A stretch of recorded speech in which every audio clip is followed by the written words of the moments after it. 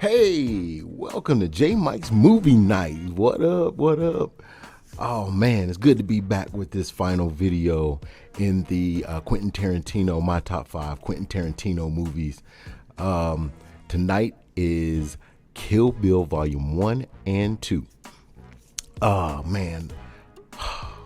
But first, I got to pay some bills, man. Yeah, we lost another sponsor. This one, let's bring it back down a notch.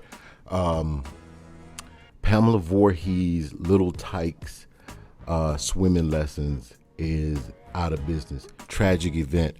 Her son drowned. Yes, her son drowned. 10-year-old son drowned. So she'll be no longer sponsoring this video or any other videos in the future. Reports are coming out, different reports coming out. They're saying that he was swimming in a lake, wasn't being attended to, and I'm assuming either something got his foot caught on something. I don't know. He ended up drowning. There was supposed to be some people watching. They weren't watching. Now I do hear this through the grapevine. They're supposed to do at least a 10 episode documentary type of deal on what happened. So be on the lookout for that. I'm not going to advertise it, but it'll be out on the interwebs. So be on the lookout for that. We do, however, have a new sponsor. New sponsor is, this was just handed to me a little while ago, Den Wiesel's Exotic Car Sales and Road Tester. You want a 10-second car?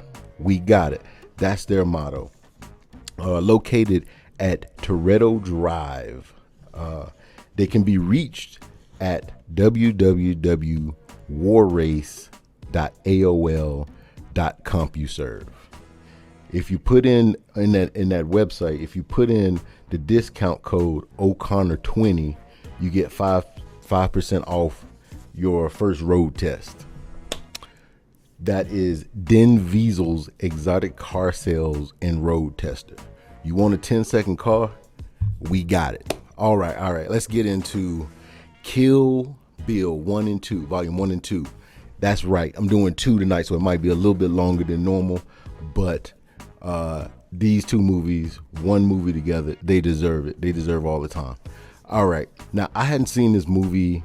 Let me backtrack real quick. So all the other movies in the series, I kind of went off of memory. I did a little research beforehand before making these review videos, but I was just going off of memory and because I've seen them so much. But Kill Bill, I hadn't seen that in a really long time. So I sat down the other day and watched both of them back to back, and seeing it with a different eye, older eye. Yo, these two movies, one movie together, they are definitely some of Quentin Tarantino's best work because he intertwines so many different genres, and it's just both the movies are just great in my opinion. They should have been ranked higher on my top 5, but my top 5 isn't the same as how I view the movies as individually in the Quentin Tarantino, universe. That's how I rank them. But if I was just to do, like, if you was to ask me, hey, how do you feel about Kill Bill 1 and 2? I'm going to say it's a 4.5 easy. But it's just, these movies, I've forgotten how fun of a ride it was. There are some parts that I used to think were boring, but now I don't think that they're boring. All right, so the two movies together, they're starring Uma Thurman as the bride, aka Black Mamba, aka Beatrix Kiddo, Lucy Liu as Oren Ishii, aka Cottonmouth, Vivica Fox. She looked good in this movie. I just have to say that. After that, I can't confirm or deny, but in this movie, she looked really good. Vivica Fox is Vernita Green, aka Copperhead, Michael Madsen, aka Bud, aka Sidewinder.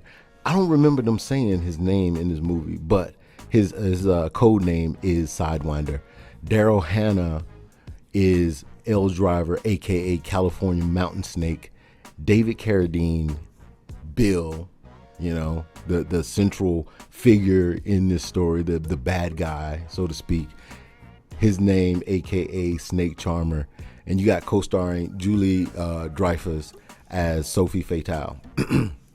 So the plot of this movie, what makes this movie really good is the plot is very simple.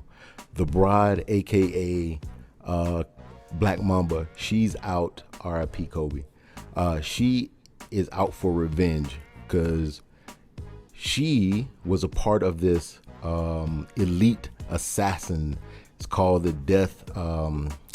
Deadly Snake Assassins or something to that effect. But I noticed that it's spelled out Diva. So Deadly Assassin Squad, highly trained individuals to go in doing these hits. And she was part of the squad. They all had code names. And what happened was, and I'm gonna this is a straight up spoiler. I'm telling the whole thing. It's basically it's so cool. So basically the bride, aka Beatrice Kiddo, she is sent out on a job, assassinate this person, and she finds out she's pregnant. And so she talks to the assassin that finds out she's there to assassinate this assassin's boss. I know I just said assassin like 5 times, but assassinate this boss. She finds out about it. So she sends her own assassin, or I think it's a he. He sends his own assassin. So she comes there in the hotel, and basically the bride says, I just found out I'm pregnant. If you let me go, I won't go after your boss. We'll just call it square. So, and she thought that, well, I don't want to bring a baby into this assassin killer lifestyle. So she let Bill think that she had been killed by the target's assassin. And she went off to Texas. She met a guy. She was about to get married. She was pregnant. Bill shows up looking for the people that killed her. Come to find out that she's there in Texas. And he murders the whole wedding party because they was having a wedding rehearsal. That's why she's called the bride, right? And but the thing is, they beat her up. All the assassins, Bud, Vernita Green, Lucy Liu's character Oren, and Daryl Hannah's character, they come in, beat her up. And Bill, right after she says, "Bill is your baby," he shoots her in the head. Thing about it is, she's not dead. She goes into a coma. 4 years later, she wakes up. She wants bloody revenge. So she makes a list, and she goes down this list, and she's not stopping until she gets to Bill. Now, there's some cool things that happen throughout there that I'm going to touch on. I got to touch on it. When she goes to visit Vernita Green, which is number 2 on her list, which is classic Quentin Tarantino style, right? He's going to show you number 2, number 4, whatever, right? He's going to show you out of order.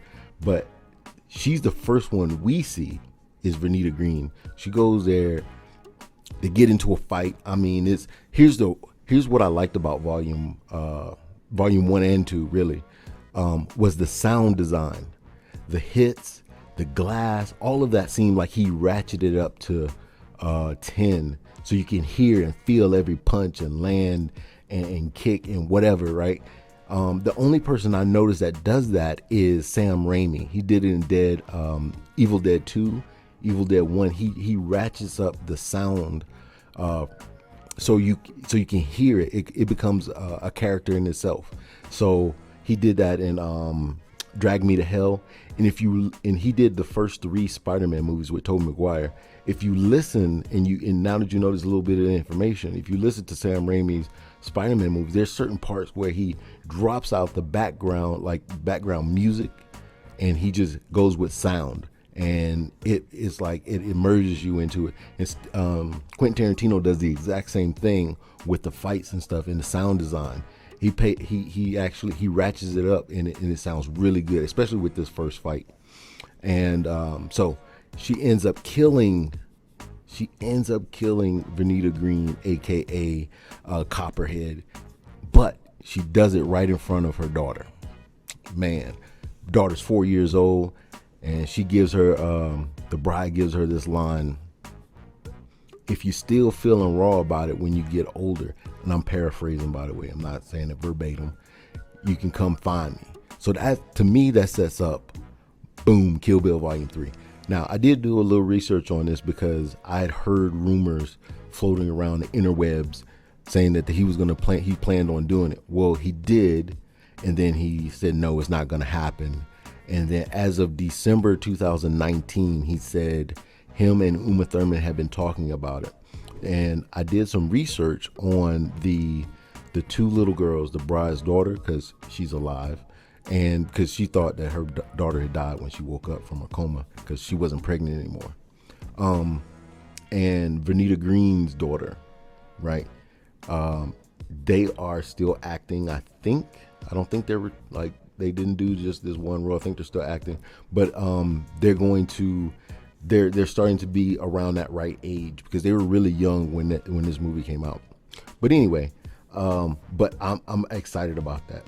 I'm on the lookout for that. I'm gonna keep my eye to the or my ears to the ground, listening for any rumors and whatnot. But anyway, all right. So she goes to visit Vernita Green. She kills Vernita Green. Then she moves on to Oren. Now Oren's story is cool because at this juncture of the movie, he slips in something that I haven't seen in a lot of movies. He slips in an animated, kind of like an animated prequel, and to show how Oren came into power, because she's actually a Yakuza mob boss of all of the mob bosses in Japan. So I thought that was really cool. It broke up the monotony. And in 2003, when this came out, it was, to me, it was fresh. As I started watching more movies, I seen it in other movies where they do that. But I thought it was cool to kind of break it up to show like the anime of Oren's coming into power and how she came to be. So that was cool. So that's so she goes to visit Oren Ishii in Japan. She gets Bill's old teacher to make her the Hattori Hanzo sword, right? He had swore off. He was like, I'm not making any more swords for anybody. I'm done with that life. She goes to Japan, finds him, and says, look, your boy is tripping. I need something to take him out. And she was like, well, since it's him, okay, all right, for you, and because it's him, I'll make you one last one. So she gets her sword. She puts on this yellow and black jumpsuit. She's riding a motorcycle. She finds out where Oren is, go to the place. It's a restaurant, and Oren is not playing around. She got a bodyguard, her close bodyguard, and then she got her squad of, they're called the Crazy 88, and they all have on these black suits and these black Kato masks from the TV show Green Hornet. So her close bodyguard is this young, she's crazy. She's young. She's wearing this like schoolgirl outfit. Her name is Gogo Yubari, and the girl is crazy. She will kill you in a heartbeat. So she's, Oren is surrounded by all these people. And what does the bride do? It don't matter, because she's out for revenge. She's out to get her revenge. So she quickly dispels the Crazy 88. Now, here's the cool part about that. In this movie, when I first watched it, I watched it on bootleg. I'm sorry. I was in Korea at the time. Sorry. But I watched it on bootleg. And when she fights off a couple of them, whatever. And then when they all surround her, it switches from color to black and white. And I thought it was the bootleg. I got mad. I was like, man, what's going on with this bootleg? I'm going to buy me another one, because I don't want to watch this in black and white. I want to see the blood. But it was for two reasons, stylistic reasons why I went to black and white. And the second reason is to keep it rated R, because she was plucking out eyeballs, cutting off arms, cutting people in half, hitting them with hatchets and whatnot, cutting off legs, mid-air. She's doing it all with this Hattori Hanzo sword. So So she gets rid of all the crazy 88s, and then here comes Gogo Yubari. This girl, she got some skills. She got skills, but nothing to the effect that the Bride can't handle. It was a good battle. I liked it. So anyway, so she moves on. Last person, Orin Ishii, she dispels Gogo Yubari. I like that name, by the way. I like the Gogo Yubari name. But anyway, so her fight with Orin Ishii. For some reason, I like saying Orin Ishii, but her code name is Cottonmouth. But anyway, so that battle was outside in the snow, and that made it cool. And it's a throwback to a movie from, I think, the 70s. A samurai movie from the 70s. But anyway, it's a throwback to that. And sound design and the music, oh man, it plays a really good part in that. And at first I thought the Bride was gonna lose, but of course, it's called Kill Bill for a reason. You had to be able to kill. You got to be able to kill Bill. So, the suspense was there, but she was gonna get the bill eventually. We all know that. But anyway, so, but that fight was elegant in the fact that the way it was choreographed. Now, here's another cool fun fact before we move on to volume 2. I'm not going to take too long on volume 2 because it wasn't really a whole lot in volume 2. It was just her moving from one person to the next. But here's a cool thing. The RZA actually did a lot of the songs that you hear in that. And I made a statement about Django having a Rick Ross song on it, and it took me out.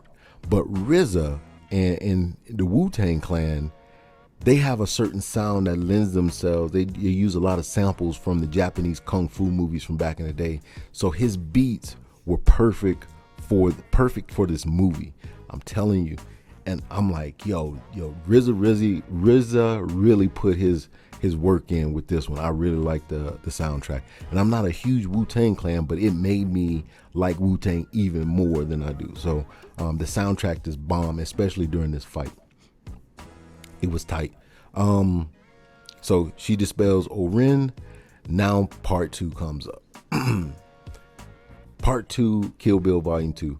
Man, this one, I'm not a big Snake fan, but geez Louise, that Snake scene. But anyway, so the Bride is now after Bud. And Bud at this point, because the whole Death Squad has been disbanded. So they're all doing their own thing. So when she finds Bud, this dude's a bouncer at a strip joint. He living in a trailer. He's just basically down on his luck. So Bride shows up, thinks she can get the jump on him. Bud's ready for her, hits her in the chest with some rock salt from a shotgun, hits her with the tranquilizer, puts her out, buries her in the ground, and calls L Driver and say, "Hey, L Driver, I got your girl here, and I got this famous Hatara Hanzo sword. You give me $1 million, it's yours." So L Driver's like, bet. So she rolls over there to Bud. Now, here's where Quentin Tarantino does a flashback, right?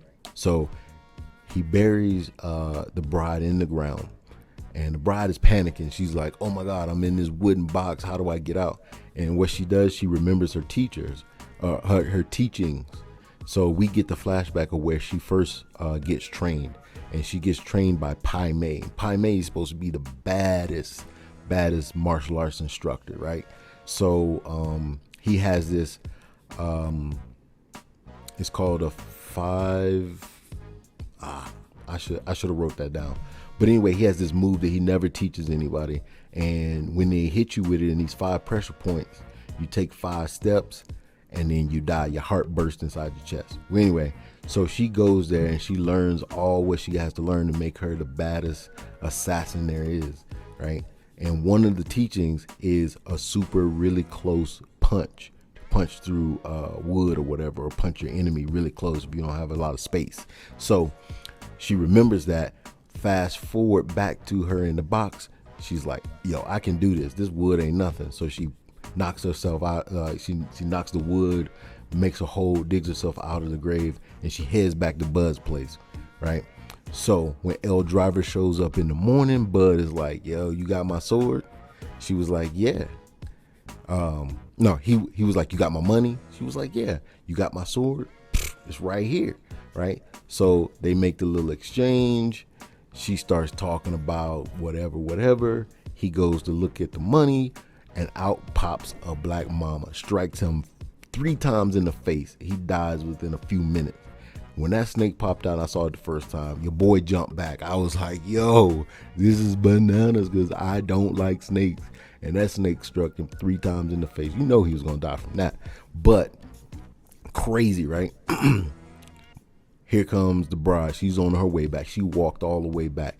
They don't really say how far away it was, but Bud's out in the desert, so it had to be far away. She walks back. She comes in, feet blazing, kicks her right in the chest, and they go at it. They go. I mean, when I was telling you about the sound design on this one is bananas, right? She's kicking, they punching. It's all close quarters because it's not even a double wide trailer, it's a single wide trailer. And then she reveals, she being L Driver, reveals that she killed Pai Mei, poisoned his fish heads or whatever. That set the bride off. So the bride was like, give me that eye. Boom, right? I was like, yo, now she's blind in a trailer, flailing about because she's in pain with a black mamba still crawling around her. She's done. But they don't show her that she's done. All right, so and I'm basically telling you the entire movie. I don't know why I'm doing it, but I'm doing it because I like this movie.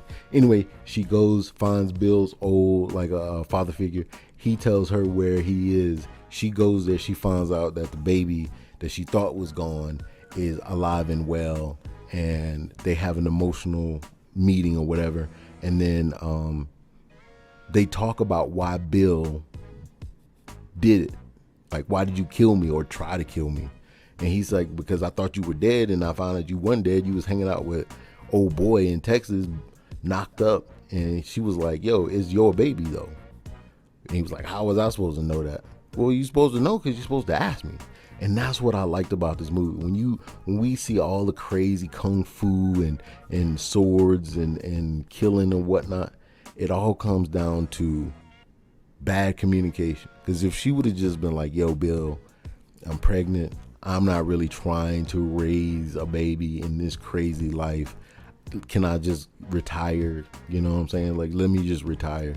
Nope. She went off and left him. He was hurt. And because he's a killer, of course, he was like, nah, you ain't just going to go marry this guy. I'm killing the whole wedding party. Even the organ player or the piano player, which was dun, dun, dun, dun, Samuel Jackson in a cameo role. You barely see his face, but he's there. He has a couple lines, whatever. So Bill was like, yeah, I'm a killer. So I tried to kill you, killed everybody in there. So, she's like, well, you know, that's stupid because, you know, we could have talked about it. Well, anyway, all that talking, they end up fighting a little bit, which was kind of anticlimactic. But here's the cool thing. It all led up to this, and they found out it was kind of a misunderstanding, not really. And she hits him with the five finger death punch.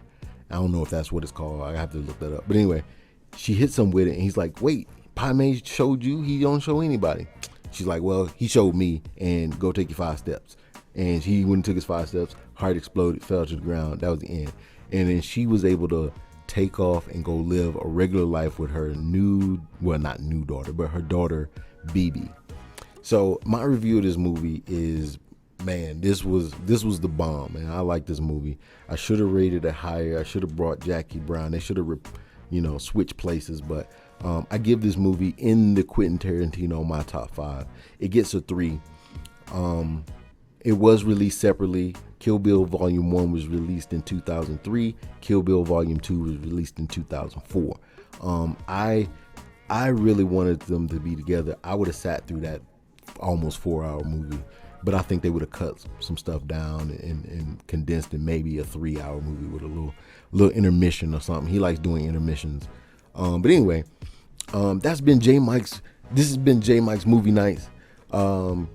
review of Kill Bill 1, Volume 1 and 2, starring Uma Thurman and David Carradine as Bill, and Uma Thurman as Black Mamba, aka the Bride, aka Beatrice Kiddo. Some fun facts. I did give y'all a couple of sprinkle of fun facts in there. Now I'm not gonna do fun facts. I gave y'all the fun facts. So with that being said, I'm gonna go ahead and sign off on this mug right here. This has been JayMike's Movie Nights. Thank you for watching. Please like, share, subscribe. If you haven't subscribed already, please do. Please share it on all social media platforms.